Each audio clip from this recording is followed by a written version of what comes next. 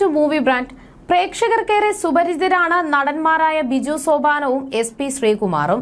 നേരത്തെ സീരിയൽ ചിത്രീകരണത്തിനിടെ ലൈംഗിക അതിക്രമം നടത്തിയെന്ന നടിയുടെ പരാതിയിൽ ഇവർക്കെതിരെ പോലീസ് കേസെടുത്തിരുന്നു. ഇരുവർക്കുമെതിരെ ഇൻഫോ പാർക്ക് പോലീസാണ് കേസെടുത്തിരിക്കുന്നത്. ഫ്ലവേഴ്സിൽ സംപ്രേഷണം ചെയ്യുന്ന സിറ്റ്കോമായ ഉപ്പുമുളകും എന്ന പരിപാടിയിലൂടെയാണ് ബിജു സോപാനവും SP ശ്രീകുമാറും കൂടുതൽ ശ്രദ്ധിക്കപ്പെട്ടു തുടങ്ങിയത്. സീരിയൽ ചിത്രീകരണത്തിനിടെ ലൈംഗിക അതിക്രമം നടന്നു എന്നാണ് പരാതിയിൽ പറയുന്നത്. ഇതിൽ ഒരാൾ ലൈംഗിക അതിക്രമം നടത്തിയെന്നും ഒരാൾ ഭീഷണിപ്പെടുത്തിയെന്നുമാണ് പറയുന്നത്. എന്നാൽ ഇപ്പോഴിതാ തനിക്കെതിരായി ഉയർന്ന ലൈംഗിക അതിക്രമ പരാതിയിൽ വിശദീകരണവുമായി രംഗത്തെത്തിയിരിക്കുകയാണ് നടൻ ബിജു സോപാനം. ഇത്രയും വർഷത്തെ തന്റെ കലാജീവിതത്തിനിടയിൽ ആദ്യമായിട്ടാണ് ഇത്തരമൊരു ആരോപണം നേരിടേണ്ടി വന്നത്. അതോടെ പേടിച്ചുപോയി. ഞാൻ മാത്രമല്ല, എനിക്കൊരു കുടുംബമുണ്ട്. ഭാര്യയും മകളും അമ്മയുമുണ്ട്. ഒരുപാട് സഹോദരിമാരും സ്ത്രീ സുഹൃത്തുക്കളുമുണ്ട്. അവരുടെയൊക്കെ ഇടയിലൊക്കെ നമുക്ക് ഇറങ്ങി നടക്കാൻ പറ്റുമോ? പക്ഷെ പരാതിയിൽ പറയുന്നത് പോലത്തെ ഒരു സംഭവം ഇല്ല എന്നുള്ളത് തന്നെയായിരുന്നു തന്റെ ധൈര്യമെന്നും ബിജു സോപാനം പറയുന്നു. ഒരു യൂട്യൂബ് ചാനലിന് നൽകിയ അഭിമുഖത്തിൽ സംസാരിക്കവെയായിരുന്നു ബിജു സോപാനത്തിന്റെ തുറന്നു പറച്ചിൽ. ഇങ്ങനെ ഒരു സംഭവം ഇല്ലെന്ന് ഞാൻ പറഞ്ഞാൽ ആര് വിശ്വസിക്കും? അവിടെ നമ്മൾ നിയമത്തിന്റെ വഴിക്ക് പോകണം. നിയമവ്യവസ്ഥയിൽ എനിക്ക് വിശ്വാസമുള്ളതുകൊണ്ട് അവർ പറയുന്നത് പോലെ എനിക്ക് നിൽക്കാൻ പറ്റുകയുള്ളൂ. അധികം വായിട്ടലയ്ക്കാതെ എന്താണ് നിയമപരമായി ചെയ്യേണ്ടതെന്ന് നോക്കി അത് കൃത്യമായി ചെയ്യുകയായിരുന്നു. ആ സമയത്ത് സംസാരിക്കേണ്ടതില്ലെന്ന ബുദ്ധിപരമായ നിർദ്ദേശവും ഉണ്ടായിരുന്നു.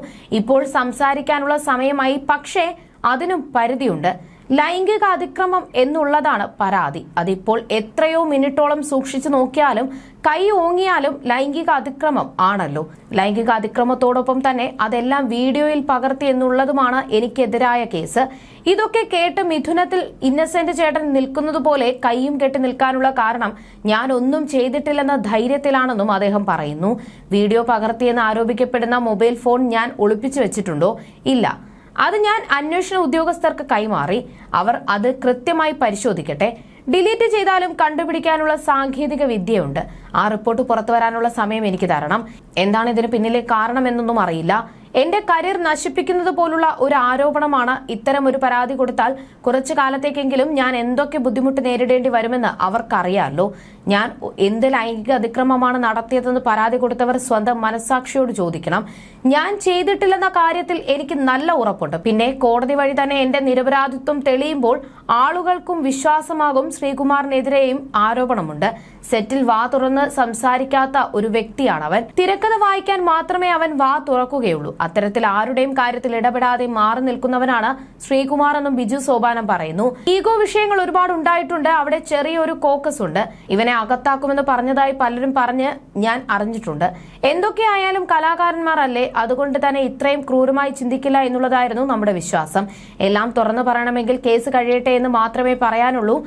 ആരെയും വ്യക്തിപരമായി വിമർശിക്കാനില്ല. ഈ വിഷയത്തിൽ ഒരു തെറ്റും ചെയ്തിട്ടില്ലെന്ന് എനിക്ക് കൃത്യമായ ബോധ്യമുണ്ട്. അത് പ്രേക്ഷകരോട് ഇപ്പം പറഞ്ഞാൽ അവർ വിശ്വസിക്കണമെന്നില്ല. എന്നാൽ കോടതി അവസാനം എന്തു പറയുമെന്ന് നോക്കാം. സീരിയലിലെ മക്കൾക്ക് ഈ കേസൊക്കെ വിഷയമായി. അവർ നിസ്സഹായ അവസ്ഥയിലാണ്. എനിക്ക് നിയമം മതി. കോടതിയിൽ പോയി ഞാൻ നിരപരാധിത്വം തെളിയിക്കും. മറ്റൊരാൾക്കും ഒന്നും ഇതിൽ ചെയ്യാനില്ല. ഞാൻ അറസ്റ്റ് ഭയന്നിട്ടില്ല. കേസ് വന്നപ്പോൾ ഭയന്നു. കാരണം എനിക്ക് എന്ത് FIR കേസ് വന്നപ്പോൾ ജീവിതത്തെ ബാധിച്ചോ എന്ന് ചോദിച്ചാൽ 27 വർഷമായി അഭിനയിക്കുന്നയാളാണ്. എത്ര പേരുടെ കൂടെ അഭിനയിച്ച ആളാണ് ഞാൻ. വൈരാഗ്യ ബുദ്ധിയോടെയാണ് എനിക്കെതിരെ കേസ് കൊടുത്തത്. ബാലുചേട്ടൻ ഇത് ചെയ്യുമോ? എന്താണ് സത്യമെന്ന് തുറന്നു പറഞ്ഞൂടെ ചേട്ടാ എന്നൊക്കെയാണ് ചോദ്യങ്ങൾ. പറയാൻ പറ്റാത്ത അവസ്ഥയാണ്. അതുകൊണ്ടാണ് മിണ്ടാനാകാത്തത്. നിരാലംബരായ സ്ത്രീകൾക്ക് വേണ്ടി ശക്തമായ നിയമങ്ങൾ ഇവിടെ വേണം. പക്ഷെ അത് ഏത് രീതിയിൽ ഉപയോഗപ്പെടുത്തിയെന്നാണ്. കേസ് വന്നപ്പോൾ സിനിമയിലും സീരിയലിലും അഭിനയിച്ചതിനേക്കാൾ റീച്ച് കിട്ടി. ഇപ്പോഴും ഞാൻ അടങ്ങിയിരിക്കുന്നത് എനിക്ക് എന്നെ നന്നായി അറിയുന്നത് കൊണ്ടാണ്. സ്ഥാപനത്തിന് ദുഷ്പേരുണ്ടാക്കുന്ന കേസാണല്ലോ. അവർ അതുകൊണ്ട് മാറ്റി നിർത്തിയതിൽ കുഴപ്പമില്ല. അതാണ് അവർ ചെയ്യേണ്ടത്. അവർ പറഞ്ഞത് നിരപരാധിത്വം തെളിയട്ടെ എന്നിട്ട് പ്രവർത്തിക്കാമെന്നാണ്. വിഷമമുണ്ട്. പക്ഷേ അതിനെ നേരിടാനുള്ള ചങ്കൂറ്റം ഞാൻ തെറ്റ് ചെയ്തിട്ടില്ലെന്ന ബോധ്യമാണ്. എനിക്കെതിരെ പോകുമ്പോൾ എന്റെ കരിയറിനെ ബാധിക്കുമെന്ന് അറിയാത്ത ആളല്ലല്ലോ പരാതി കൊടുത്തത്. എന്നെ ആക്രമിച്ചു എന്നല്ല, ലൈംഗിക അതിക്രമം എന്നാണ്. ലൈംഗികമായി പീഡിപ്പിച്ചു എന്നൊക്കെയാണ് കേട്ടത്.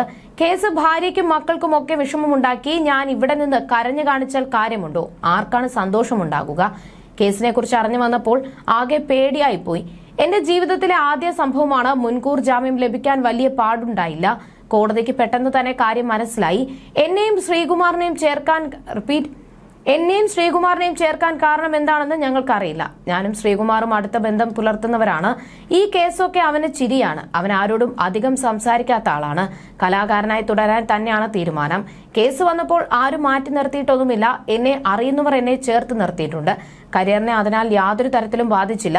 കേസിലെ ഏറ്റവും വലിയ തെളിവ് മൊബൈലാണ്. അടികൂടിയത് അതിൽ പകർത്തിയെന്നാണ് കേസ്. അപ്പോൾ തെളിവ് അതിൽ കാണുമല്ലോ. CCTV ഉണ്ടോ അവിടെ എന്ന് എനിക്കറിയില്ല. ഉണ്ടായെങ്കിലെന്ന് ആഗ്രഹിച്ചിട്ടുണ്ട്. നിരന്തരം പീഡിപ്പിച്ചു എന്നാണ് പരാതി. എങ്ങനെയാണ് നിരന്തരം പീഡിപ്പിക്കുക? ഒരിക്കൽ നോ പറഞ്ഞാൽ തീരില്ലേ? നോ പറയേണ്ടിടത്ത് നോ പറയണം. പരാതി കൊടുത്ത ആളുടെ പേര് പറഞ്ഞാൽ അടക്കം അത് നിയമപ്രശ്നമാണ്. അതുകൊണ്ട് കേസിനെ കുറിച്ച് മിണ്ടരുതെന്ന് നിയമപരമായ നിർദ്ദേശമുണ്ടായിരുന്നു. ഇപ്പോൾ കേസ് കരയ്ക്കടുക്കാറായി. അതിനാലാണ് പ്രതികരിക്കുന്നത്. എന്തുകൊണ്ടാണ് കേസിനെ കുറിച്ച് പറയാത്തതെന്നും എന്താണ് സംഭവിച്ചത് എന്ന യാഥാർത്ഥ്യം അറിയാനും പ്രേക്ഷകർക്ക് ആഗ്രഹം കാണും. പക്ഷെ പറയാൻ സാധിക്കാത്തത് എങ്ങനെ പറയാൻ പാടില്ലാത്തതിനാലാണ്. 100% എനിക്ക് വിശ്വാസമുണ്ട് ഞാൻ നിരപരാധിയാണെന്ന്. അതുകൊണ്ടാണ് എന്നെ ഒരു തരത്തിലും ബാധിക്കാത്തത്. എനിക്കെതിരായ കുറ്റം ഞാൻ കോടതി വഴി തെളിയിക്കും എന്നും ബിജു സോപാനം കൂട്ടിച്ചേർത്തു. കാവാലം നാരായണ പണിക്കർ ആരംഭിച്ച സോപാനം എന്ന നാടക സ്ഥാപനത്തിലൂടെയാണ് ബിജു അരങ്ങിലേക്ക് എത്തുന്നത്. പിന്നീട് മിനിസ്ക്രീനിലൂടെയും സിനിമകളിലൂടെയും ശ്രദ്ധിക്കപ്പെട്ടിട്ടും സോപാനത്തെ ബിജു കൈവിട്ടില്ല. സ്വാഭാവികമായ അഭിനയ ശൈലിയാണ് ബിജുവിനെ വ്യത്യസ്തനാക്കുന്നത്. സുരാജ് വെഞ്ഞാറമൂടിന് ശേഷം സ്വാഭാവികമായ തിരുവനന്തപുരം ഭാഷയെ മിനിസ്ക്രീനിലൂടെ പ്രശസ്തമാക്കിയതിനും ബിജുവിന് പങ്കുണ്ട്. ഉപ്പുമുളകും പരിപാടിയിലൂടെയാണ് ബിജു സോപാനം ശ്രദ്ധേയനായത്. ബിജുവിന്റെ ജീവിതത്തെ ഉപ്പുമുളകിനും മുമ്പും പിമ്പും എന്നു തന്നെ രണ്ടായി വേർതിരിക്കാം.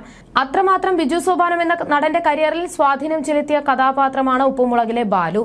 ഇപ്പോൾ നിരവധി സിനിമകളിലും ബിജു സോപാനം അഭിനയിക്കുന്നുണ്ട്.